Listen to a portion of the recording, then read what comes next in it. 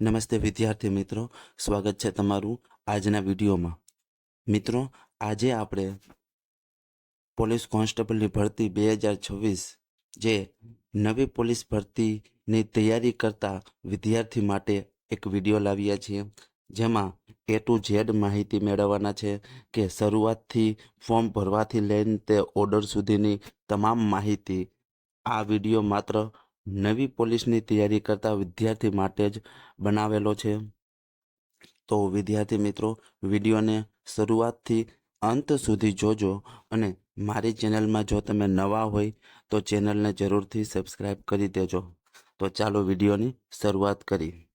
તો વિદ્યાર્થી મિત્રો, ટૂંક સમયમાં 2026માં 14,000 જેટલી LRDની ભરતી આવી રહી છે. તો તેના વિશે આજે આપણે સંપૂર્ણ માહિતી મેળવવાના છીએ.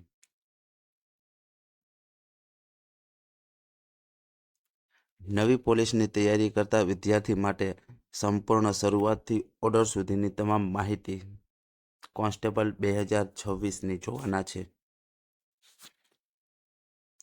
જેમાં આજના વિડીયોમાં નવી તૈયારી કરતા ઉમેદવાર માટે આજના વિડીયોના કયા કયા મુદ્દા છે તે સૌથી પહેલાં જોઈ લઈ. જેમાં પોલીસ ભરતી ક્યારે આવશે, પોલીસ ભરતીની તૈયારી કેમ કરવી, કોણ તૈયારી ન કરી શકે, કોણ તૈયારી કરી શકે, શૈક્ષણિક લાયકાત શું છે, શારીરિક માપદંડ શું છે, ગ્રાઉન્ડ ક્યારે આવી શકે, લેખિત પરીક્ષા ક્યારે આવી શકે અને તૈયારીની શરૂઆત કેવી રીતે કરવી, સંપૂર્ણ ડિટેલ આપણે વિડીયોમાં જોવાના છે. તો એક એક કરીને આપણે મુદ્દા ચર્ચા કરીશું. જેમાં સૌથી પહેલા તો આપણે જોઈ એક, પોલીસની નવી ભરતી ક્યારે આવશે. મારું એવું માનવું છે કે નવી પોલીસ ભરતી વર્ષ 2026માં જાહેરાત આવશે, જે જાન્યુઆરીથી ઓગસ્ટ સુધીમાં ઓફિશિયલી જાહેરાત આવી શકે છે. મિત્રો, તૈયારી શરૂ કરી દેવી જોઈએ જેને ખાખીનું સપનું છે તેના માટે. તો વિદ્યાર્થી મિત્રો, નવી પોલીસની ભરતી વર્ષ 2026માં જાન્યુઆરીથી ઓગસ્ટ સુધીમાં ગમે ત્યારે ઓફિશિયલી જાહેરાત થઈ શકે છે. તો તૈયારી આજથી જ ચાલુ કરી દેવી જોઈએ તમારે. ત્યાર પછી આપણે નેક્સ્ટ જોઈએ મુદ્દા નંબર 2, પોલીસની તૈયારી કોણ ન કરી શકે, કોણે ન કરવી જોઈએ તેના વિશે આપણે વાત કરીએ. ઉમેદવાર નીચે જણાવ્યા પૈકીના એક કે વધારે શારીરિક ખામી ધરાવતો હશે તો તેને શારીરિક રીતે અયોગ્ય ગણવામાં આવશે. નીચેના મુદ્દા જેટલા પણ છે તેમાંથી કોઈ પણ એક મુદ્દામાં તમે જો આવો છો તો તમારે પોલીસની તૈયારી ન કરવી જોઈએ. તો આપણે જોઈ સૌથી પહેલાં તો વાંકા ઢીંચણ, જેને વાંકા ઢીંચણ છે તેમને પોલીસની તૈયારી ન કરવી જોઈએ. ફૂલેલી છાતી છે તેમને પણ તૈયારી ન કરવી જોઈએ. ત્રાસી આંખો છે તેમને તૈયારી ન કરવી જોઈએ. સપાટ પગ છે તેમને તૈયારી ના કરવી જોઈએ. કાયમને અતિશય ફૂલેલી નસ હોય છે તેમને પણ તૈયારી ન કરવી જોઈએ. ફૂલેલો અંગૂઠો હોય છે, અસ્થિભંગ હોય છે, હાડકાં ભાંગી ગયેલા હોય છે તેને તૈયારી ન કરવી જોઈએ. ત્યાર પછી સડેલા દાંત. મિત્રો, સડેલા દાંતમાં એટલો બધો ઇસ્યુ નથી આવતો, એ તો ચાલી જાય છે. ત્યાર પછી ચેપી ચામડીના રોગો, એમને તૈયારી ન કરવી જોઈએ. રંગ અંધત્વની ખામી હોય છે જેને બ્લાઇન્ડનેસ કહેવામાં આવે છે, તેમણે પણ તૈયારી ન કરવી જોઈએ. તો વિદ્યાર્થી, આમાંથી એકાદું કે બે હોય છે જે અપવાદ જવા દેતા હોય છે, બાકી મોટા ભાગે નથી જવા દેતા હોતા. તો આમાંથી કોઈ પણ હોય છે તેને તૈયારી ન કરવી જોઈએ. મતલબ કે પોલીસની તૈયારી ન કરવી જોઈએ. એને બીજી બધી તલાટી છે, જુનિયર ક્લાર્ક છે, ઘણી બધી બીજી આવવાની છે તે તૈયારી કરવી જોઈએ. તો નેક્સ્ટ જોઈતી પછી આપણે ભાઈઓ માટે ઊંચાઈ અને છાતી તેના વિશે વાત કરી જોઈએ. આપણે general category, EWS category, OBC અને SC માટે 165 સેન્ટીમીટર હોવી જોઈએ. ત્યાર પછી ST ભાઈઓ માટે 162 સેન્ટીમીટર હોવી જોઈએ. જો આટલી થાય છે તો તમારે તૈયારી કરવી જોઈએ, અન્યથા તૈયારી ન કરવી જોઈએ, બીજી તૈયારી કરવી. ત્યાર પછી બહેનો માટે જોઈ તો કે બહેનો માટે ઊંચાઈ જનરલ, ઈડબ્લ્યુએસ, ઓબીસી, એસસી માટે 155 થતી હોય. ત્યાર પછી એસસી બહેનો માટે 150 સેન્ટીમીટર થતી હોય તો તૈયારી કરાય. ત્યાર પછીનો નેક્સ્ટ જોઈએ આપણે કોન્સ્ટેબલ બનવા માટેની લાયકાત શું છે મિત્રો, તેના વિશે આપણે વાત કરીએ છીએ. તો તેમાં 12 પાસ હોવું ફરજિયાત છે. તો વિદ્યાર્થી મિત્રો, નવી કોન્સ્ટેબલની ભરતી 12 પાસ ઉપર જ આવવાની છે. તો સૌથી પહેલાં તો 12 પાસ ફરજિયાત હોવું જોઈએ. વય મર્યાદા એટલે કે ઉંમર 18 થી 33 વર્ષ હોવા પડે તમારે. જો કોન્સ્ટેબલની તૈયારી કરો છો તમે તો 18 થી 33 વર્ષ હોવા જોઈએ, ઓછામાં ઓછી 18 અને વધુમાં વધુ 33 વર્ષ. ત્યાર પછી આમાં અપવાદ આપેલું છે, છૂટછાટ તે જોઈ. જનરલ કેટેગરીમાં આવતા હોય, ઈડબ્લ્યુએસમાં આવતા હોય, ઓબીસીમાં આવતા હોય, એસસીમાં આવતા હોય કે એસટીમાં આવતા હોય, તે બધા વિદ્યાર્થી મિત્રોને 5 વર્ષના વધારાના આપવામાં આવે છે. તો 33 + 5 38 વર્ષ સુધી તે લોકો ફોર્મ ભરી શકશે. ભાઈઓ માટેની વાત છે. તો વિદ્યાર્થી મિત્રો, જેમને જે આ કેટેગરીમાં આવતા હોય તેને વધારાના 5 વર્ષ આપવામાં આવે છે, એટલે 38 વર્ષ સુધી તેઓ ફોર્મ ભરી શકે છે.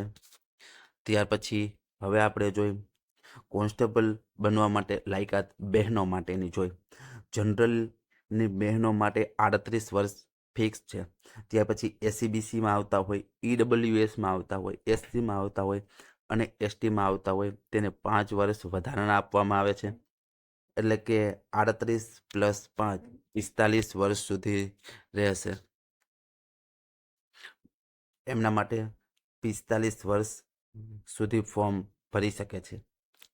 ત્યાર પછીનો સ્ટેપ જોઈએ આપણે કે ગ્રાઉન્ડ ક્યારે આવી શકે છે.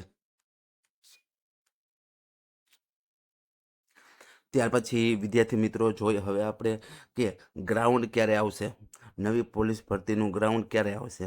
તો વર્ષ 2026ની દિવાળી પછી ગ્રાઉન્ડ આવશે. તો ગ્રાઉન્ડની પ્રોસેસ કેવી રીતની હોય છે તે આપણે જોઈ. તો કે સૌથી પહેલાં તો દોડ કરાવવામાં આવશે, જેના માર્ક ગણવામાં આવતા નથી.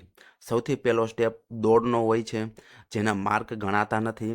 અને ભાઈઓ માટે 5 કિલોમીટરની દોડ હોય છે અને સમય 25 મિનિટનો હોય છે.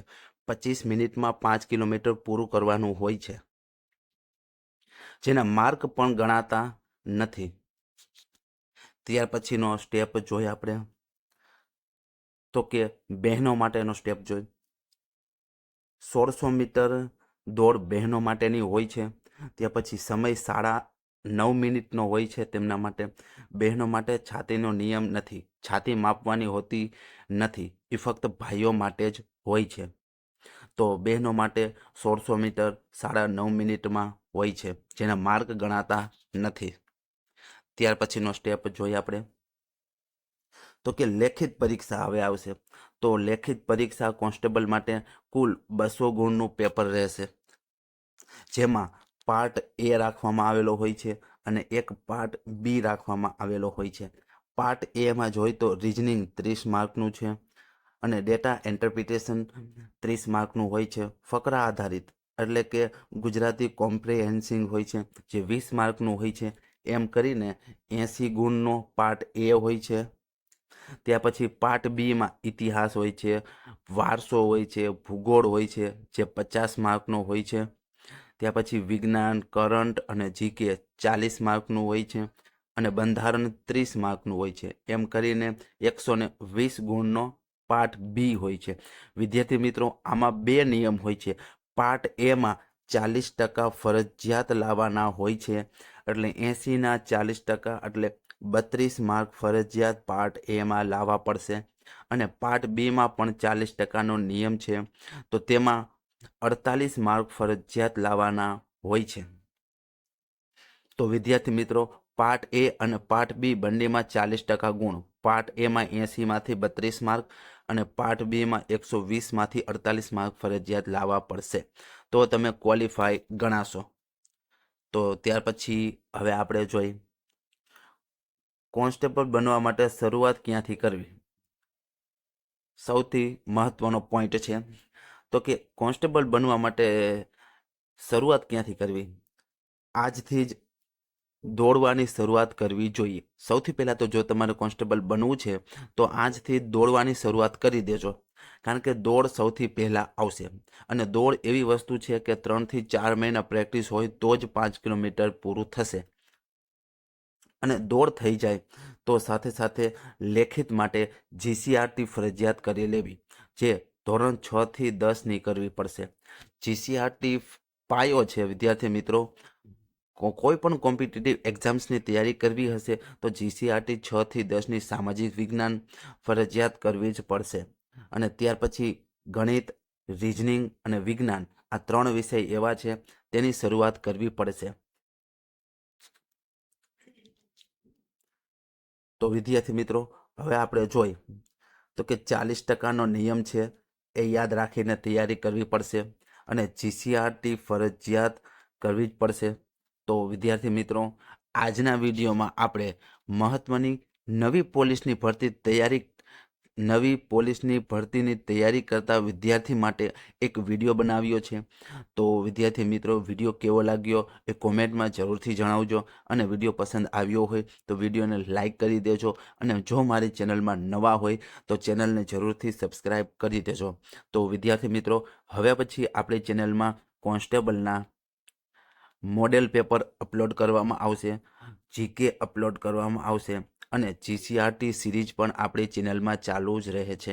તો વિદ્યાર્થી મિત્રો, ચેનલને ફટાફટ સબસ્ક્રાઈબ કરી લેજો અને મળીએ હવે એક નવા વિડીયો સાથે.